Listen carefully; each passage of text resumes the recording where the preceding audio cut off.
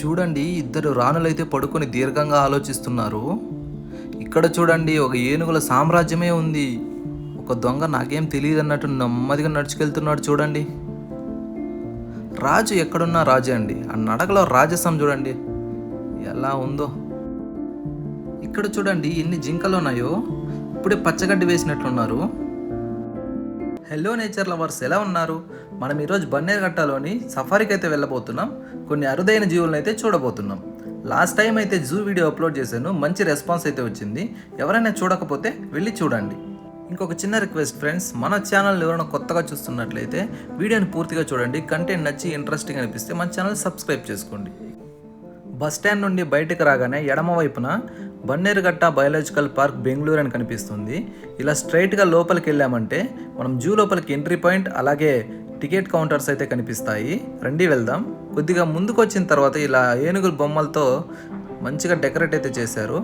ఇక్కడ నుండి కుడివైపుకి వెళ్ళామంటే జూ ఎంట్రీ పాయింట్, అలాగే టికెట్ కౌంటర్స్ అయితే వస్తాయి. ఇదే ఎంట్రీ పాయింట్. ఇలా లోపలికి వెళ్ళి ఎడం వైపుకి వెళ్ళాలి. సఫారీకి వెళ్ళాలంటే స్ట్రైట్గా వెళ్ళామంటే జూ లోపలికి అయితే వెళ్తాము.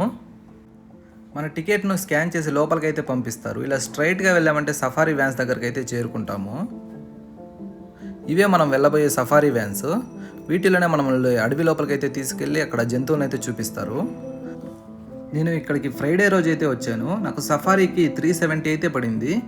ఇందులోనే మనకు జూ టికెట్ కూడా ఉంటుంది, సపరేట్గా తీసుకోవాల్సిన అవసరం లేదని చెప్పారు. ఒకవేళ మనం వీకెండ్స్లో వచ్చామంటే కొద్దిగా ప్రైస్ అయితే పెరుగుతుందంట. ఇక్కడ సఫారీలో కూడా 3 టైప్స్ ఉంటాయి. ఒకటి నాన్ ఏసీ బస్ సఫారీ, రెండవది ఏసీ బస్ సఫారీ, మూడవది జీప్ సఫారీ. వాటి ప్రైజెస్ అయితే డిస్ప్లే చేస్తాను చూడండి. అలాగే ప్రతి మంగళవారం జూ అయితే క్లోజ్ చేస్తారు. మీరు వచ్చేటప్పుడు చూసుకుని అయితే రండి. వచ్చిన వెంటనే మనకు మొసలైతే కనిపించింది చూడండి. ఆ చెరువులో రాయి మీద అయితే పడుకుని ఉంది ఒంటరిగా. ఇంకా వేరే ఏవి కనిపించలేదు నాకు, ఒకటే అయితే ఉంది. మీకు తెలుసా, ప్రపంచంలో మొత్తం 24 రకాల మొసలి జాతులు అయితే ఉన్నాయి. వాటిలో 3 రకాలు మన భారతదేశంలోనే ఉన్నాయి. ఈ ప్లేస్ని కొన్ని జోన్స్గా డివైడ్ చేశారు. ఒక్కో జోన్లో ఒక్కో టైప్ ఆఫ్ యానిమల్స్ని అయితే పెట్టారు. చుట్టూ కరెంట్ ఫెన్సింగ్ అయితే వేశారు, జంతువులు రోడ్డు మీదకి రాకుండా. ఇక్కడ చూడండి, జింకలు అయితే ఉన్నాయి. కొద్దిగా దూరంలో ఉన్నాయి, నాకు సరిగా కనిపించలేదు. ఎడమ వైపున ఉండడం వల్ల సరిగా వీడియో తీయలేకపోయాను. అటువైపు ఉన్న వారికి ఇబ్బంది కలుగుతుందని. రండి ముందుకెళ్ళి చూద్దాము, మనకేమైనా కనిపిస్తాయేమో మన సైడు. మళ్ళీ ఎడమ వైపునే కనిపించాయండి. అక్కడైతే బాహుబలిలో కనిపిస్తుంది చూడండి ఎద్దు, సేమ్ అలాంటిదే ఒకటి ఉంది. దాన్ని ఏమని పిలుస్తారో మీకు తెలిస్తే కామెంట్ చేయండి. సఫారీ మనకు 45 నిమిషాల దాకా ఉంటుందండి. ఈ 45 నిమిషాల్లో మనల్ని అడవి లోపల తీసుకెళ్ళి జంతువులను అయితే చూపిస్తారు. చుట్టూ చెట్లతో పచ్చని ప్రకృతి నుండి వచ్చే గాలి మనల్ని తాకుతుంటే ఎంతో ఆహ్లాదకరంగా అనిపిస్తుంది. కొద్దిగా ముందుకు వచ్చిన తర్వాత మనకు జింకలు అయితే కనిపించాయి. చూడండి ఎన్ని జింకలు ఉన్నాయో. ఇప్పుడే పచ్చగడ్డి వేసినట్లున్నారు, బాగా తింటున్నాయి. ఇక్కడ నుండి లెక్క పెట్టలేనన్ని అయితే కనిపిస్తున్నాయి. అక్కడే కాదు, ఇక్కడ చూడండి ఎన్ని కనిపిస్తున్నాయో. వాటి కోసం సపరేట్గా ఒక చెరువు కూడా ఏర్పాటు చేశారు. నిజంగా చూస్తుంటే చాలా అద్భుతంగా అనిపిస్తుంది. ఒక అడవిలో తిరుగుతున్న ఫీలింగే ఉంది. ఒక నది లాంటిది కూడా ప్రవాహం అయితే వెళ్తుంది అక్కడ చూడండి. కొన్ని అయితే ప్రశాంతంగా నీళ్ళు తాగేసి బయట అయితే వస్తున్నాయి. మనం ఫ్రెండ్స్ లేదా ఫ్యామిలీతో వచ్చామంటే ఒక ఫుల్ డే అయితే సరిపోతుంది. ఫుల్గా అయితే ఎంజాయ్ చేయొచ్చు. జూ అలాగే సఫారీ రెండు అయితే కవర్ చేయొచ్చు. మీరు ఎప్పుడైనా బన్నేరుఘట్ట జూకి వచ్చినట్లయితే కామెంట్ చేయండి. ఇక్కడ చూడండి ఇంపాలాలు అయితే ఉన్నాయి, 2 అయితే కనిపిస్తున్నాయి. అదిగదిగో ఎన్ని ఉన్నాయో చూడండి. అలాగే బాహుబలిలో ఎద్దులు కూడా ఉన్నాయి, కనిపిస్తున్నాయా మీకు? అదిగో చూడండి, వామ్మో సేమ్ అలాగే ఉంది. ఇంకా చాలా అయితే ఉన్నాయండి అక్కడ. ఈ డ్రైవర్ అన్న అయితే సరిగా ఆపలేదు అక్కడ, సరిగా చూద్దామంటే. సరే ఇంకేం చేస్తాం, రండి ముందుకెళ్ళి చూద్దాం ఇంకేమేమి ఉన్నాయో. చూడండి అక్కడ ఏనుగులు అయితే ఉన్నాయి, దూరంగా కనిపిస్తున్నాయా? వామ్మో దాదాపు 6-7 ఏనుగులు అయితే ఉన్నాయి. అవి మాత్రమే కాదండి, లెఫ్ట్ సైడ్లో ఇంకా చాలా అయితే ఉన్నాయి. ఉండండి చూపిస్తాను.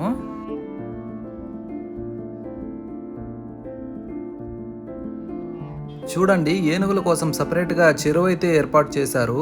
అందులో ఒకటి ఈత కూడా కొడుతుంది. వాటిలో ఒక చిన్న ఏనుగు పిల్ల కూడా ఉంది. సరే రండి ముందుకెళ్ళి ఇంకేం కనిపిస్తాయో చూద్దాం.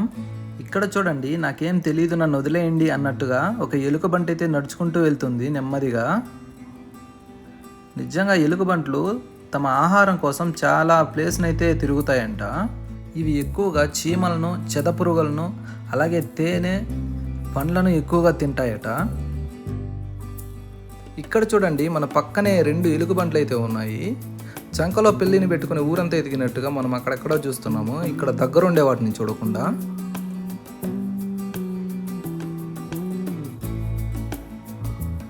ఇక్కడ చూడండి, ఒకటి ఏదో దీర్ఘంగా ఆలోచిస్తుంది. పాపము ఏదో లవ్ ఫెయిల్యూర్ అయినట్లుగా ఉంది. మనుషులకే కాదు, పాపం జంతువులకు కూడా అవుతుందండి. సరే రండి ముందుకెళ్ళి ఇంకేం కనిపిస్తాయో చూసేద్దాం.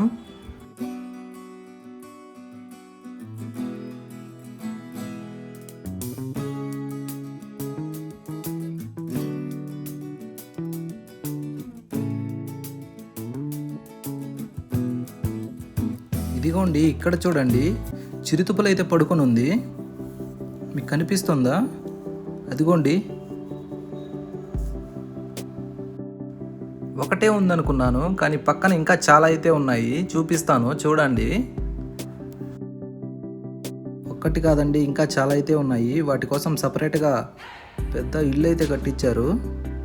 చూడండి ఎంత పెద్దగా అయితే ఉందో.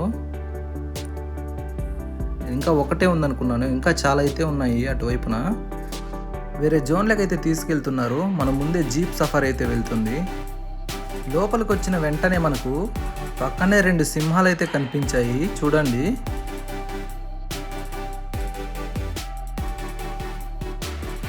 చూడండి ప్రశాంతంగా అయితే పడుకొని అయితే ఉన్నాయి. కానీ మగ సింహం అయితే కనిపించలేదు. 2 ఆడసింహాలు అయితే కనిపించాయి. ఏందో పాపం ఆలోచిస్తున్నట్లుగా ఉన్నాయి. ఒకటైతే మనమల్నే చూస్తుంది. మీకు విషయం తెలుసా, సింహాలు ఎప్పుడు గుంపులుగానే జీవిస్తాయి. అందులోనూ ఆడసింహాలు ఎక్కువగా వేటాడుతాయంట. మగ సింహాలు ఎక్కువసేపు పడుకోవడానికే ప్రయారిటీ ఇస్తాయట.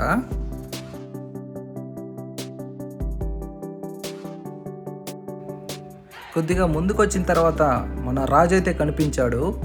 చూడండి, ఇప్పుడైతే నడుస్తున్నాడు. ఆ నడకలో కూడా రాజస్వం అయితే ఉట్టిపడుతుంది. సింహాలు గర్జిస్తే దాదాపు 8 కిలోమీటర్ల దూరం అయితే వినిపిస్తుందంట. అంత భయంకరంగా ఉంటుంది.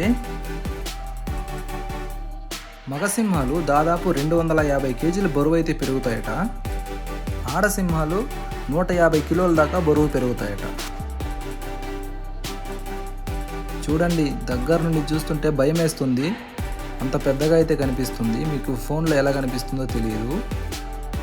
డైరెక్ట్గా ఎక్స్పీరియన్స్ చేశారంటే చాలా అద్భుతంగా అనిపిస్తుంది. సో రండి ముందుకైతే వెళ్దాం, ఇంకేం కనిపిస్తాయో.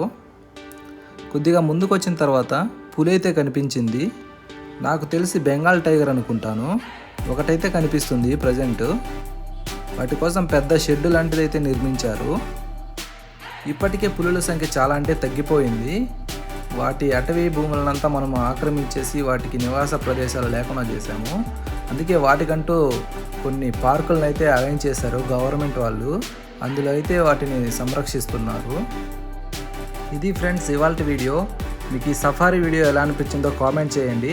ఒకవేళ ఇంట్రెస్ట్గా అనిపిస్తే లైక్ చేసి మన ఛానల్ సబ్స్క్రైబ్ చేసుకోండి. ఇలాంటి మరిన్ని అద్భుతమైన వీడియోలతో మీ ముందుకు వస్తాను.